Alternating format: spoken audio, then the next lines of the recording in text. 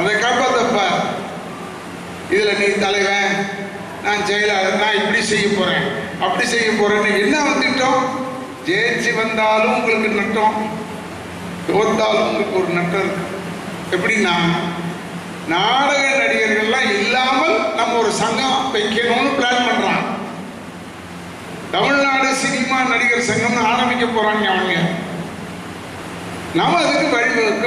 தென்னிந்திய நடிகர் சங்கம்னு ஒண்ணு இருக்கும் வரை அங்கே நாடகக்காரன் தான் முக்கியமே தவிர வேறு எவனும்.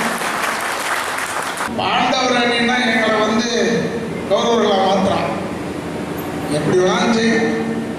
நீ போருக்கு தயாராகிறாய். நடிகர்களுடைய இருக்கும் தேர்தலை போராக மாற்றி விடாதே. அன்பான தேர்தல் இது. எல்லாரும் சிரிச்சுக்கிட்டு எல்லாம் கை கொடுத்துட்டு ஒன்னா ஓட்டு போடுற தேர்தல் இது. உள்ள போய் யாருக்கெல்லாம் போடலாம், அது தப்பு கிடையாது. ஆனால் போடுறதுக்கு முன்னாடியே வெளியே ஒரு பெரிய போர் ஆக்குகிறாய்.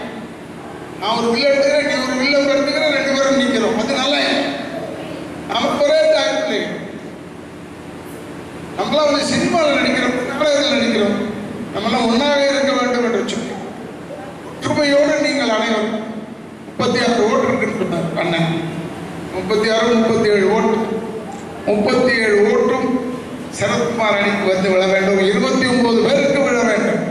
அப்பதான் நடிகர் சங்கத்தை தள்ள முடியும், நடத்த முடியும். ஓட்டு உங்களுக்கு தான். அந்த